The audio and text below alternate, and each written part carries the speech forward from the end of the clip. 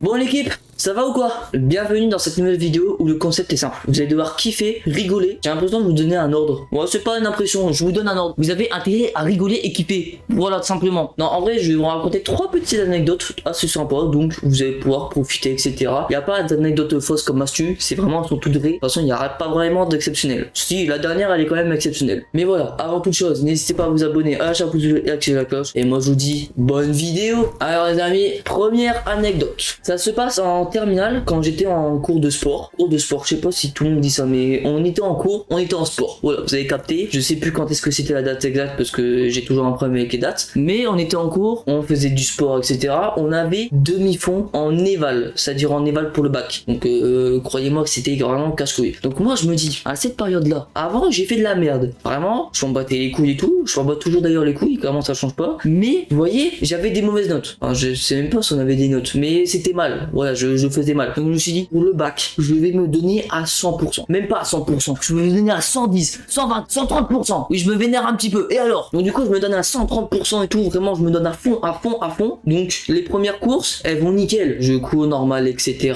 Mais tu vois, je suis pas encore à 100%. Donc, allez, c'est pas grave. On tente la deuxième. On arrive, on court, etc.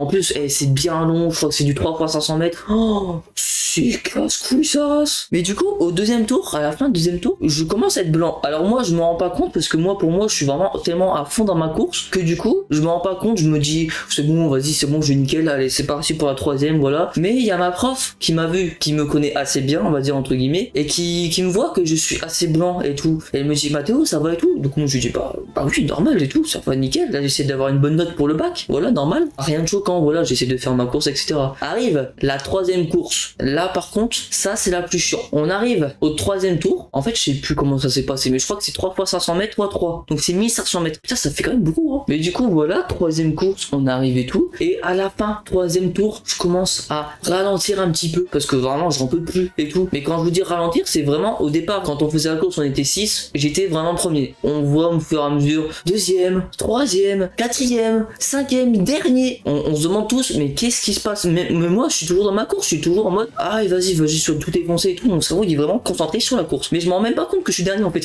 C'est ça le pire. Et là, je me mets un peu sur le côté et tout. Je vois 2 personnes arriver au départ. Je pensais que c'était pour autre chose et tout. Je vois 2 personnes faire le tour du terrain. Moi, j'arrive comme ça. Je me mets par terre et tout. Tac. Et là, t'as qui viennent pour moi. Je savais pas qu'ils venaient pour moi. Moi, je pensais qu'ils venaient vraiment pour autre chose. Ils viennent pour moi. Et du coup, voilà. Donc, j'ai fait un petit malaise en sport. Tout ça pour avoir un 10 sur 20. Et j'ai bien le seum. En vrai, là, maintenant, je m'en bats les couilles. Mais vous voyez, la morale de l'histoire, si vous vous donnez à 100%, vous n'aurez jamais une bonne note. Faut toujours vous donner à 50%. C'est la pire morale. Je pense pas que c'est ça, mais c'est pas grave. Mais non, mais en fait, j'ai trop le seum. Je me suis tapé vraiment à 10 sur 20. Donc, dans les derniers. Tout ça parce que je me suis donné à fond. Et du coup, j'ai fait un malaise à la fin. Enfin, un malaise. Je sais pas si c'était vraiment un malaise, mais en gros, je suis tombé par terre. J'avais plus à courir. Je crois que j'étais tout blanc, etc.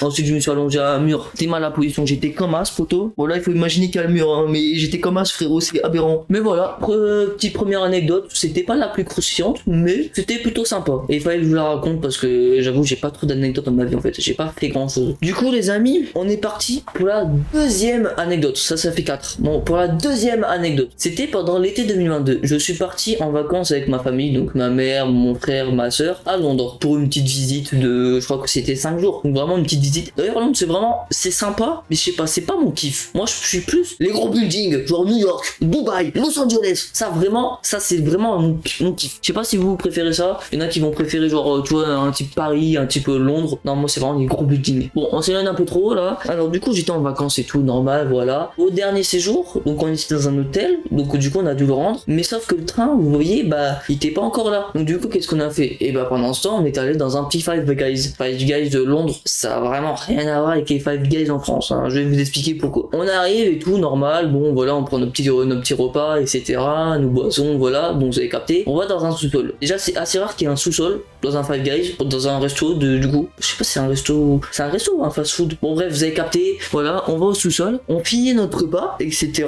Ensuite, on voit qu'il y a un petit distributeur avec des boissons normales, j'ai envie de te dire. Donc on se dit, bon, allez, vas-y, on va profiter un petit peu. En plus, c'est boisson limitée si t'achètes le petit verre. Le verre, en sachant qu'il vaut 2 livres, je crois que c'est carrément 2 euros. Je sais qu'il va être 2 euros, je sais pas combien ça vaut en livres, mais ça vaut 2 euros. Donc du coup, on prend un verre, on a boisson illimitée avec le distributeur. Dans le distributeur, il y a des boissons assez sympas, assez spéciales, entre guillemets. Pour vous expliquer, il y avait genre du Fanta vanille, Vraiment, qui a déjà vu ça? Mais il y avait pas que du Fanta vanille, il y avait tout type de Fanta. Genre, je crois qu'il y avait du Fanta cassis, du Fanta orange, bah ça c'est normal, du Fanta citron. Mais vraiment, il y avait tout type de Fanta. Il y avait pas que les Fanta, il y avait des types de cola, il y avait même des bouteilles d'eau, vraiment tout type d'eau. Je sais pas pourquoi ça sort d'où, mais ça sort de là, de la machine. Ça veut rien dire du tout ce que je viens de dire. Mais voilà, il y avait honnêtement, vraiment no joke, il y avait genre 50 boissons. Vraiment, il y en avait 50, c'était abusé. Donc moi je me dis, allez vas-y, je vais pas goûter grand chose dans la vie à part de l'Oasis tropicale. C'est ma boisson préférée, elle reste ma boisson préférée. Mais du coup, en plus le gazeux, j'avais jamais goûté. Donc du coup, je me suis dit, bon bah allez, c'est le moment de tester. En plus c'est assez spécial, c'est gratuit, enfin gratuit 2 € pour toutes ces boissons. Donc allez, c'est parti avec ma soeur. On met le verre, on appuie sur un bouton, au pif, tac, on a une boisson, je goûte. Normal.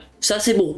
Alors je peux pas vous dire qu'est-ce que j'ai goûté. Je me rappelle juste du Fanta vanille. C'est tout ce que je me rappelle. Ensuite deuxième boisson. Tac, je me resserre. Hop là. Tac, etc. Troisième boisson. Hop là. Quatrième boisson. Je sais même plus ce que c'est. Pour vous dire, il y a des mélanges de tout n'importe quoi. Mais pour moi c'est bon. Donc je continue. Jusqu'à un moment, on arrive genre à la 15e boisson. Donc là je peux dire bon j'en peux plus quoi. Ça me saoule. Je prends des boissons. C'est juste pour dire de boire des boissons. Mais la machine écran noir. Ok. Bah c'est pas grave. On la rallume. On sait pas comment la rallumer. Donc elle reste sur écran noir. On essaie de chercher un bouton et tout. Non, ça veut toujours pas. On essaie de donner un coup de poing dedans. Non, c'est faux. Ça, je vous assure, c'est faux. Il y a pas eu de coup de poing. Un petit. Bon, vraiment un petit. Bon, il était un peu gros. On a cassé l'écran. Non, c'est faux. Je vous inquiétez pas, on n'a pas cassé l'écran. On a donné un petit coup de poing pour voir si ça marchait. Elle se rallume. Miracle. Ensuite, on reteste une autre boisson parce que c'est bon. Elle nous refait un écran noir. Et là, c'est là qu'il y a une dame qui descend. Non, je crois que c'était. Non, ça c'était encore après. Bon, c'est pas grave. On se rend compte que la machine a cassé. Bon, au moins, j'ai quand même pu tester mes 15 boissons. Mais la machine a cassé. Donc, on a cassé une machine. Plein de boissons. Ensuite, il y avait de l'eau qui coulait partout. C'est aberrant, tu comprends pas et tout. Donc nous, qu'est-ce qu'on décide de faire? Bon bah allez, on se casse. Hein. C'est pas nous, on a rien fait. Donc voilà. Bon, la petite anecdote, elle était sympa et tout, etc. On a cassé une machine pour goûter des boissons, mais ça valait le coup. Toutes les boissons qu'il y avait, c'était aberrant. Maintenant, on arrive à la dernière anecdote que je trouve la plus marrante. Et d'ailleurs, j'ai d'ailleurs trouvé le titre de l'anecdote, mais je vous le dis pas pour l'instant, sinon ça va vous spoiler. On était Coupe du Monde 2022. Ouais, vous voyez là le match France-Argentine où on a failli gagner avec Kylian Mbappé mais qu'on a perdu. Bon, en vrai, moi, c'est pas contre vous, mais moi j'en ai rien à foutre du foot. Donc, on a perdu, c'est tout. Et là, je me rends compte que mon téléphone n'est pas droit du tout. Ah non, si, ça va quand même. Vous avez capté. Du coup, on décide avec des potes, etc., d'aller à un bar pour regarder le match. Normal, comme un peu beaucoup de monde ont fait. À ce moment-là, il faisait très froid. Et je crois qu'il y avait même plus ou verglacé. Donc, du coup, à la fin du match, on sort, normal et tout. Et là, qu'est-ce qu'on se rend compte? Ça glisse à mort. C'est une patinoire. Vraiment une patinoire. Bah, de toute façon, vous avez vu, je sais pas si c'était partout en France, mais en tout cas dans le Nord c'était comme ça. Vous avez vu, les Lillois c'était aberrant. Dites-moi si c'était pareil pour vous dans la France ou je sais pas. Mais du coup, c'était vraiment une patinoire. Donc au départ, on dose pas trop. On se dit, bon allez, c'est pas grave, vas-y, on prend la voiture, on va rentrer. Mais là, le pilote, ouais, vraiment, on a pris une Formule 1 et tout, ouais, c'est normal, etc. Une Formule 1 4 places, ça j'ai chant. Non, le conducteur, il décide, ce que je comprends, de ne pas y aller en voiture. Du coup, on va à la voiture. Non, c'est parti, on fait demi-tour, etc. Donc voilà, du coup, on va rentrer à pied. Heureusement, à pied, normalement, on met, allez, peut-être 25 minutes, 30 minutes. On a mis 2 heures. Littéralement, on a mis 2 heures. Mais en même temps, on était vraiment en train de glisser, c'était trop dur. Vraiment, à chaque fois, en plus, dès qu'il y avait une voiture, on devait s'arrêter. On a failli se toller 2-3 fois. C'était aberrant. Mais, enfin, il y a quelqu'un qui s'est tollé une fois. Mais du coup, voilà, on fait la route et tout, normal. Arrive à un moment, il y a un petit passage à niveau. Donc là, vous voyez le coup venir. Non, je vous assure, il n'y a pas de train quand même, on va pas abuser, c'est pas à ce niveau-là. On arrive et tout. Et bah si, en fait, il y avait un train. Ding, ding, ding, ding, ding, ding, ding. Ouais, j'ai fait très mal la sonnerie, hein, mais c'est pas grave. On est en plein milieu du passage à niveau. Et là, t'as la sonnerie qui sonne. Donc là, vraiment, notre seul truc dans la tête, c'est se dépêcher. Mais souci, comment veux-tu te dépêcher quand ça glisse dans tous les sens? Quand tu avances, tu recules, tu avances, tu recules. C'est pas possible de se dépêcher. Mais du coup, on fait tout et tout, voilà. Et on voit le train au loin et tout. Bon, en vrai, ça va, il est quand même assez loin. Mais quand même, c'est chaud, quoi. On est en stress et tout, frère. Il y en a un qui est pas passé au passage à niveau. Ce que je comprends, c'est sa meilleure décision. T'as les deux autres qui étaient encore à l'avant. Moi, je suis encore au milieu. C'est aberrant. Ah non, je crois que c'était l'inverse. Non, t'en avais un derrière. Moi, j'étais devant. Donc, moi, j'ai réussi à passer. Et t'as les deux autres qui étaient encore au milieu. Mais ça va. Personne n'est mort. Personne n'est blessé. Heureusement. Ensuite, on décide de rentrer. Normalement, moi, je devais rentrer à la maison chez WAM. Normalement, dans le soir, j'avais un pote en plus qui devait venir. Bon, au final, il est pas venu, ce que je peux comprendre. Et Et du coup, bah, on a encore dormi chez mon pote. Oui, je dis encore parce que le soir d'avant, c'était son anniversaire. Désolé les amis, si je sais pas raconter d'anecdotes, je suis pas comme Massu est trop fort pour raconter des anecdotes, il y a même Squeezie, bah même tout le monde en fait. Mais je sais pas, j'ai toujours un problème à raconter des histoires, je comprends rien. Bon, ça sert à rien à voir avec les histoires, mais je comprends rien quand on m'explique des choses, j'oublie tout de suite tout. J'ai toujours ces problèmes là, mais j'espère que quand même cette vidéo vous a plu. Et moi je vous dis à la semaine prochaine pour une nouvelle vidéo. Tchuss!